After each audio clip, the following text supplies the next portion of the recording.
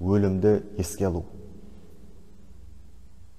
Енді Алланың қалауыменен жаңа айтылғандай Құдай тағала бізге өмір берді, ешкім Құдайдан сұраған жоқ, мына әлемге алып келші деп. Құдай қалады, біз пайда болдық. Енді біздердің анамыздың құрсағында жатқан кезде туылатын күніміз жазылды, өлетін уақытымыз да белгілі. Мына Құран аятына қарасақ, бисмилла, فَإِذَا جَاءَ أَجَلُهُمْ لَا يَسْتَأْخِرُونَ سَاعَةً وَلَا يَسْتَقْدِمُونَ дейді. Олардың ажалы келгенде оны бір сәтке де кешіктіре әрі тездете де алмайды дейді. Яғни Алла тағала осы біздің рухымызды алатын жауапты періштені тағайындаған. Ол кім? Әзірейіл деп айтады. Құранда мәләкәл маут дейді, өлім періштесі.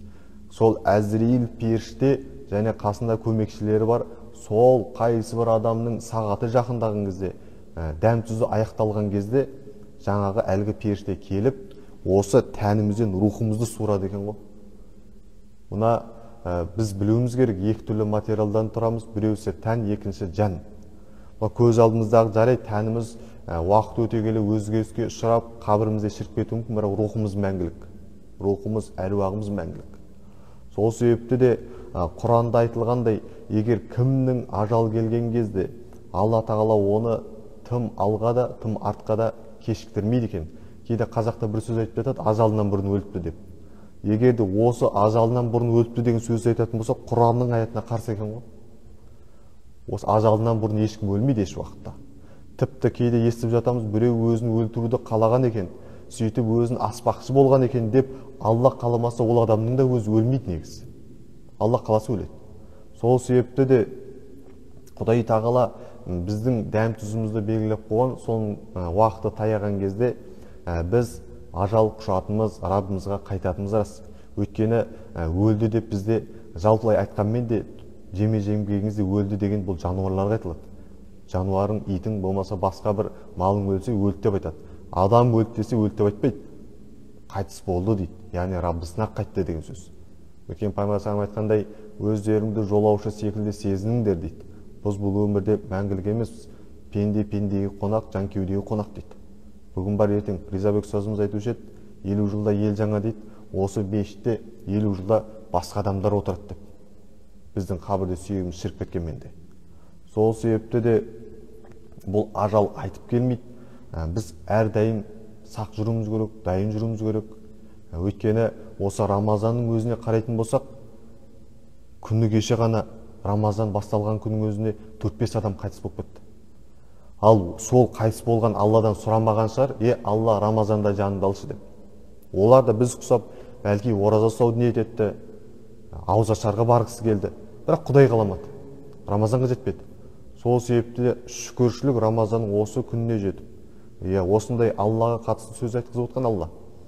Және Алла тағаланың елшісі екінші бір хадисінде жалған дүниенің ләззатын ұмыттыратын өлімді жиі естерің алыңдар деп айтқан.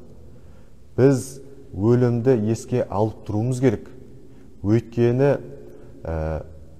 шариғат бойынша дүниеде төменге қарауымыз керек та, дінде жоғарыға қарау керек. Мысалы, сіз 2 бөлмелі үйде тұратын болсаңыз, жұрттың бәрі 4 бөлмеде, коттеджде тұрып жатыр ғой, мен неге 2 бөлмеде тұрым деп ойлайтын болсаңыз, көңіл күйіңіз түсіп жабырқап қаласыз.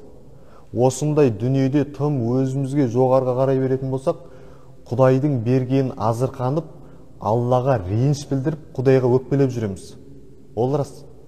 Соны білген Пайғамбар айтады, дүниеде төменге қараңдар дейді.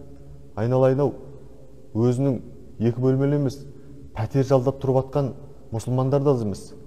Сол бір үйді армандап жаңбыр жауған кезде төбесінен, шатырынан су тамып, жаңағыдай ыдыс қойып, суы болғанбасын деп.